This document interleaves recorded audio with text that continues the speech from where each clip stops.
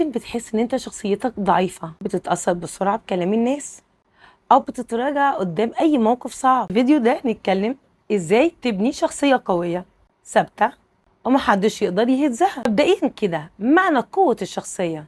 قوة الشخصية مش معناها ان انت عنيد وبتسيطر على اللي حواليك. امال ايه؟ هي انك تبقى عارف نفسك كويس وبتتصرف بثبات مهما كان الموقف. الشخصية القوية مش اللي بيكسب في كل جدال، لكن اللي بيعرف يحافظ على كرامته واتزانه. يعني ايه الكلام ده؟ مش كل واحد يعارضني في الرأي اقعد اجادله اقنعه برأيي، لازم يكون حد صح. تاني حاجة، اسباب ضعف الشخصية. واحد، الاعتماد المفرط على آراء الناس. دي حاجة بنشوفها واضحة جدا في الشغل وفي أي دراسة. مثال توضيحي، لو واحدة قابلتك وقالت لك انت مش حلوة النهاردة، لا دي هي بتطلع اللي جواها عليكي انت. تاني حاجة، الخوف من الرفض أو النقد. لازم نعرف ان مفيش حد في حياته ما تعرضش للنقد أو الرفض. من الحاجات الإيجابية اللي أنا شفتها على السوشيال ميديا، شاب بيعمل فيديوهات عن الرفض، اللي هو بيحاول يترفض.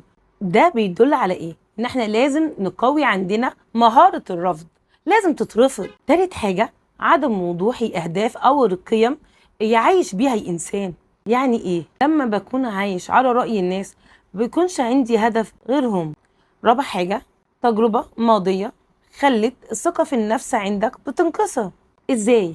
كلنا لينا بيئة وماضي وقصة اتربينا معاهم، طبيعي بنكون حاشين مرحلة الطفولة والمراهقة، لأن الشخصية ما كانتش اتكونت بشكل واضح. بالتالي أي موقف، أي صدمة، أي حدث بنتأثر بيه بشكل مختلف. ثالث حاجة، ايه هي الخطوات اللي أمشي عليها عشان أبني شخصية قوية؟ هو مش من الطبيعي إني أعرض أسباب ضعف الشخصية وإيه هي قوة الشخصية ومقولكوش على حل.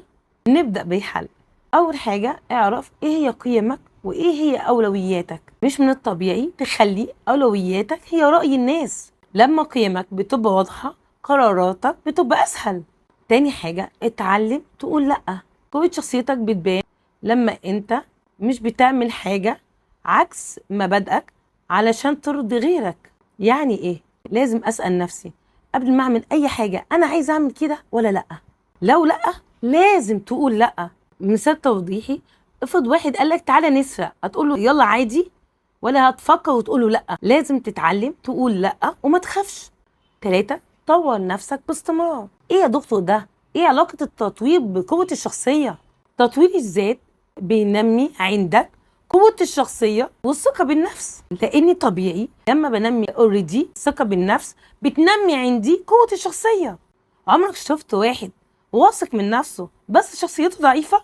أكيد لأ. إذن الشخص يواثق من نفسه دايما بيتطور وبيقرأ وبيتعلم مهارة جديدة. 4، واجه خوفك. طبعا احنا اتكلمنا عن الرفض والناس بتخاف من الرفض والنقد، وقلت لكم ان مفيش حد ما تعرضش للنقد والرفض. إذن الحل ايه؟ اني هواجه خوفي. يعني ايه اواجه خوفي؟ اشوف انا خايف من ايه بشكل قوي ومرضي. يعني ما بعرفش اقول لا، او مثلا شخص ودني بسمع كلام الناس كلهم، او انا شخص ما بعرفش افتح مواضيع يعني لبخه. يعني كل دول عيوب او مخاوف ممكن تواجهها واحده واحده. طب ازاي؟ ابدأ في البداية، حاول تقول لأ حتى لو مرة واحدة في يوم، وبالتدريج تعرف تقول لأ أكتر من مرة. برضو قولوا لنا مخاوفكم في التعليقات وممكن نحلها مع بعض. 5 نقطة، اتحكم في مشاعرك. دايما بنلاقي الشخص الضعيف مهزوز، يعني بيتعصب بسرعة، يحزن بسرعة. ليه؟ لأني ماشي بآراء الناس. ليه؟ إن آراء الناس بتبقى متذبذبة، فبتكون المشاعر متذبذبة. احنا قلنا ايه حل؟ ان هو بيتحكم بمشاعره، هو ينبسط بعيدا عن مشاعر الناس. القوي هو اللي بيعرف يدير مشاعره وبيعبر عنها من غير ما يندم. كده احنا عرفنا ازاي نبني شخصية قوية. اول حاجة، تعرف قيمك واولوياتك. 2، تتعلم تقول لأ. 3، طور من نفسك باستمرار. 4، واجه خوفك. 5، تحكم في مشاعرك. طب يا دكتور انا نفذت كل الحاجات دي بس انا مش عارف انا قوي الشخصيه ولا لا. دي رابع حاجه، علامات بتعرف انت شخصيه قويه ولا لا. 1، بتعرف تسمع قبل ما ترد، يعني مش بتبرر كتير، يعني بتسمع حواليك اكتر.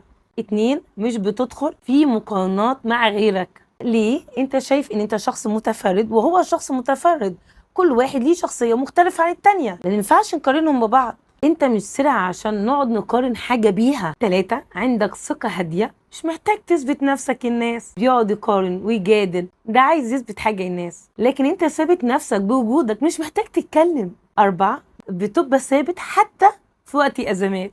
الخلاصة، قوة الشخصية رحلة، مش قرار بيتاخد في لحظة. كل مرة بتواجه خوفك وتتمسك بقيمك وتتعلم تقول لأ، تبني جواك شخصية محدش يقدر يهزها. خليك فاكر ان القوة الحقيقية مش ان انت ما تتهزش من بره، لكن تكون ثابت من جوه. وبس كده، كان معاكم دكتورة أمل دانيال، دكتوراه في الصحة النفسية. سلام.